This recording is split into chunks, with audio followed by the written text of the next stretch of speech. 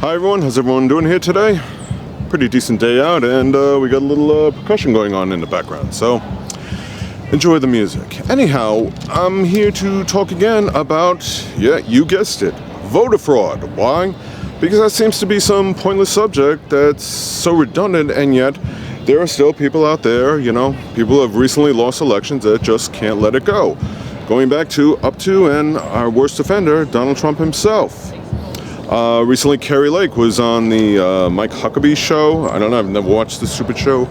Yes, Mike Huckabee, the former Republican presidential candidate who decided he'd rather be a Trump bootlicker instead, because I guess it pays better.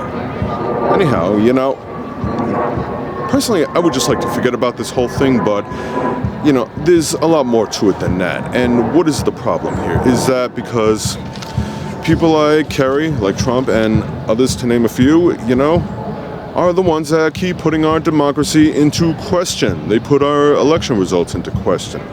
And what's worse is there's still a lot of people, way more than you would believe, that still buy into this nonsense, even though there is not a shred of evidence to prove it.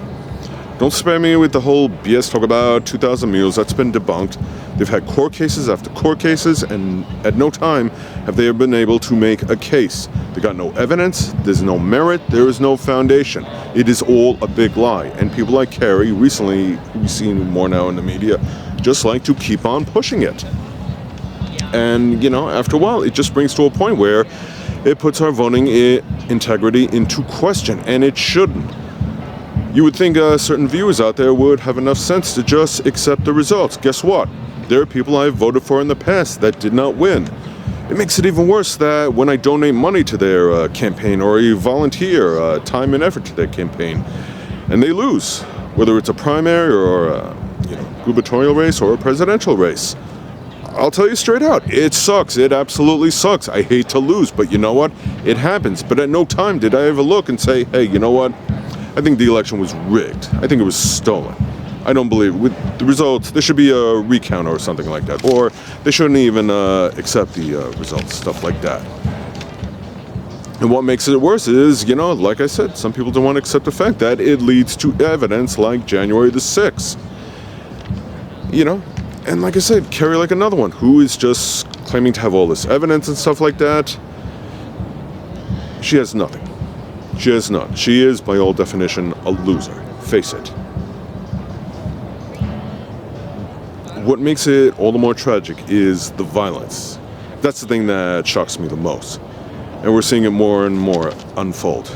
Just recently, there was another incident in Albuquerque, New Mexico, where a former Republican candidate, Solomon Pina, who was, no big surprise, a big supporter of Donald Trump, and he even attended the January 6th insurrection. Yes, it was an insurrection. Now, he just was responsible for a bunch of shootings that were happening at the homes of multiple elected Democrats. He paid four men to initiate these shootings. This act of violence. Come on, I'm sincerely asking, the people on the right, is this really acceptable to you? Is this the type of America you want? Lose an election, grab a gun? Because that's not going to change anything. If anything, it's going to tarnish our country some more. It hurts us as how we look in the eyes of other foreign governments out there, that we can't hold free and fair elections. It doesn't show us as a democracy. It compromises everything that the Constitution stands for and that the Republican Party claims to stand for. I've seen it nothing but on the right. If there was a candidate on the left that made similar claims about voter fraud, even if it was somebody I supported and voted for, and they had no evidence, I'd be like, what the hell is this person doing? What the hell are they doing? Other than just questioning our democracy. That's not the way to an election, and it's certainly not the way to greatness. And this is coming from the GOP, who claims to be about pro-life, law and order, all for the democracy.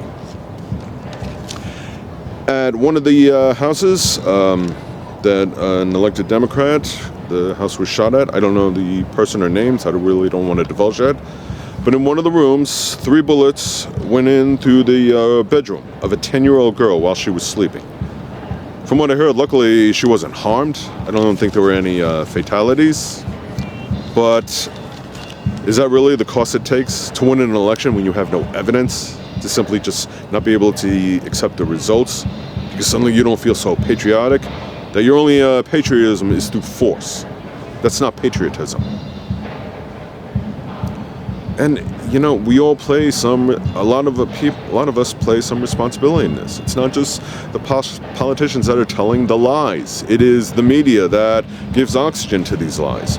It is the people that choose to believe this, even though they don't have a foundation of evidence or truth behind it. They're just like, oh, my feeling, it was stolen. I don't want feelings, I want evidence. I've asked this question before. If there's somebody that knows something beyond the nonsense that's been debunked, come forward with it. Show me the evidence. Bring it to court. They can't because there is none. Here's a question to the voters, whether Republican, conservative, or both, on the right, who voted for some of these candidates that lost. And it's not every Republican, don't get me wrong. What's his name? Dr. Oz and Mastriano, they lost their elections. They conceded. I don't think they're good people, but they at least had the integrity to do the right thing. I can't deny them that. But to all the other voters out there, what if that 10-year-old girl had gotten killed? A 10-year-old girl, an innocent girl who did nothing wrong, who isn't even a registered voter. But she just happened to get hit in the crossfire. Would it be worth it to believe in all these lies? And I'm not saying that every person who is an election denier wants violence, but there are some who probably look at these shootings and think perfectly acceptable. No, it's not. Because that's not patriotism. That's not what a good American does.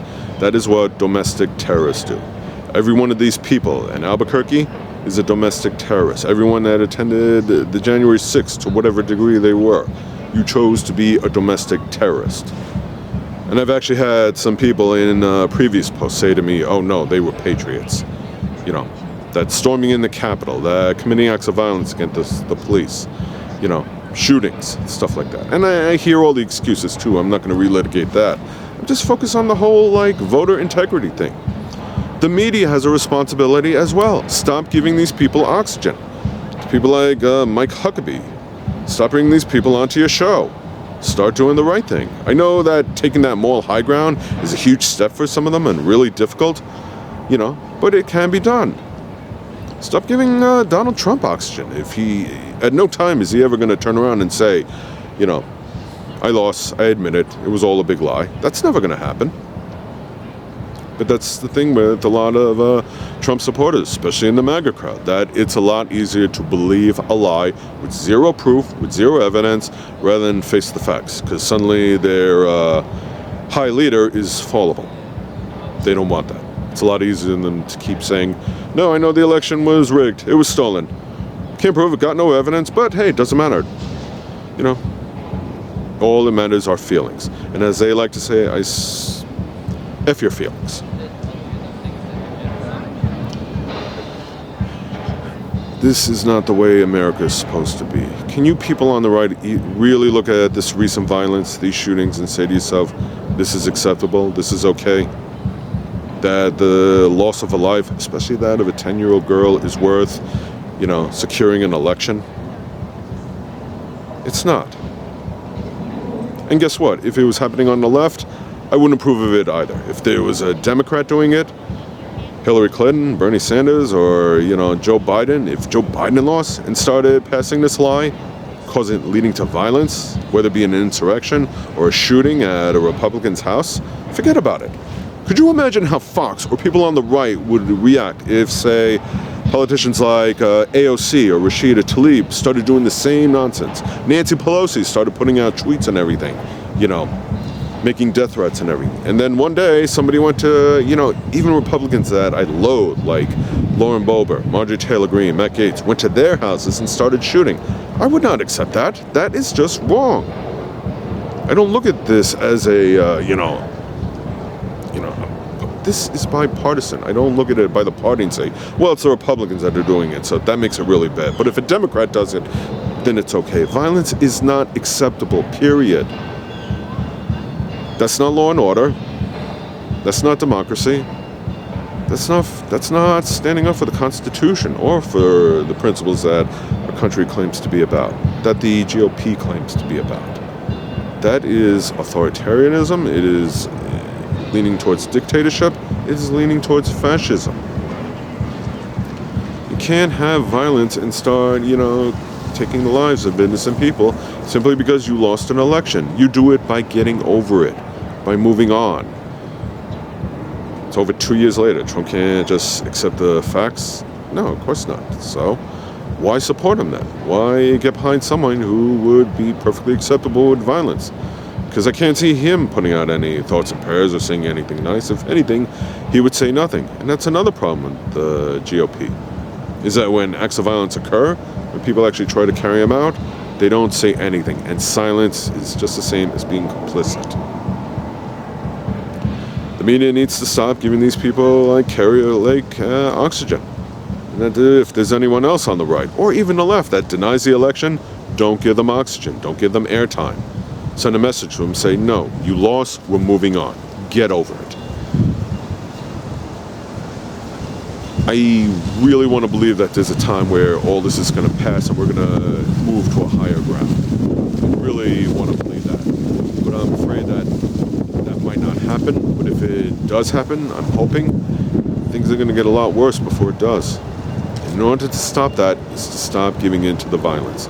And if you can't connect the dots, if you can't see the correlation that's going on here, between such rhetoric and, believing in these lies, pushing these lies, and standing behind candidates who lose and just can't accept reality, I think you need a lot more than just a lesson in humanity and patriotism. You simply need a lesson in causality.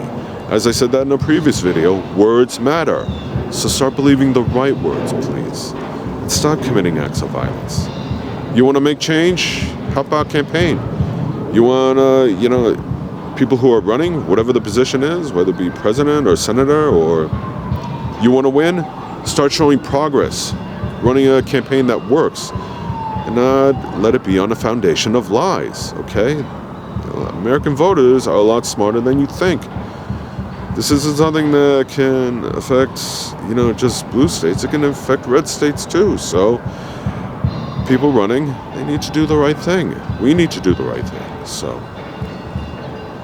let's put an end to the violence, please. Because you know what? No life is worth it. Especially your own. No life is worth it. Do the right thing, please. So, I really hope you understand, because I can't say it enough. It is important, essential that you do. I really thank you for watching. I hope you understand.